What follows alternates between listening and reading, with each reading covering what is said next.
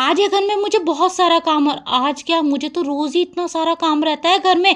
गंदे कपड़े हो रहे हैं, मशीन लगानी है, जब से शादी से आई हूँ ना, इधर-उधर पड़े हैं सारे फुटवियर। सबसे पहले लग गई इन्हें ना इन सबको इनके डिब्बे में रखने। और हाँ, कल्लो बहन का कॉल आया, मुझसे कल्लो बहन बोली, "तुम जो अपने बेटे को वो गुच्ची ब्रांड के शूज़ दिला के लाई हो ना, वो ओरिजिनल नहीं है।"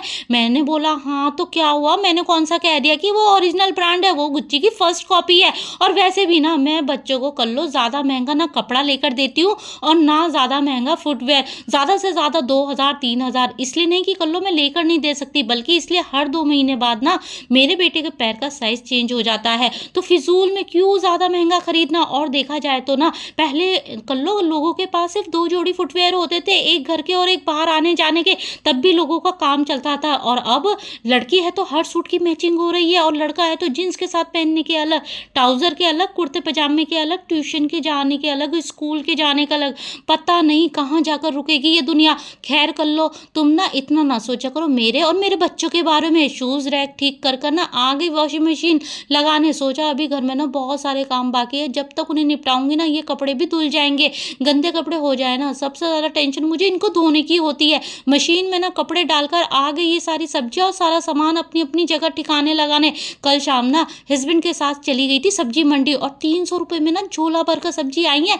कहने का मतलब ये है मेरा, ये जो हमारी गली में सब्जी वाले आते हैं ना, सच्ची इतना लूटते हैं। जितने रुपए में सब्जी मंडी से झोला भर जाता है ना, इतने पैसों में तो ना ये गिनती की 3-4 सब्जी ही पकड़ा कर जाते हैं। और वैसे भी ना हमारी कॉलोनी में आते ही इनके इन सब्जी वालों के ना रेट बढ़ जाते हैं। अब तो ना मैंने सोच लिया है, बस संडे वाले दिन सब्जी मंडी से ही सब्जी लाया करेंगे। देखो सीधी बात है, जहाँ से बचत होती है वहाँ से बचत कर लेनी चाहिए।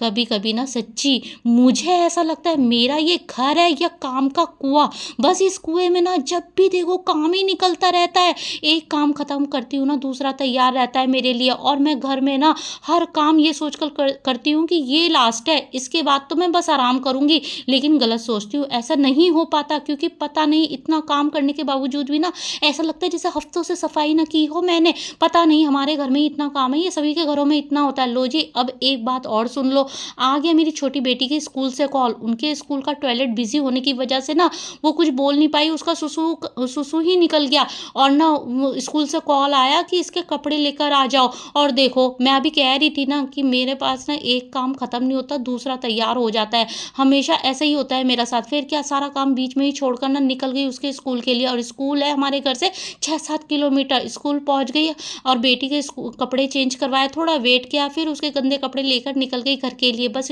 स्कूटी चलाते चलाते ना यही सोच रही थी, बच्चों की परवरिश करना आसान काम नहीं है। और घर के सारे काम दिमाग में चल रहे थे कि जो छोड़ के आई हूँ, सोच रही थी कि अभी तो घर जाकर वो सब भी खत्म करना है। पहुंच गई घर, सबसे पहले ना आते ही ना घर में मैंने वॉशिंग मशीन चलाई और थोड़े कपड़े धुल चुके थे, कुछ रह गए थे। और अभी तो ना मुझे खाना बनाना भी बाकी है। लाइट भी बहुत परेशान कर रही थी और ये मैंने मक्खन निकाला था। मैंने सोचा जब इतने सारे काम कर ही रही हूँ तो इसको भी क्यों छोड़ूं, ये मुझे और टेंशन देता रहेगा बाद में।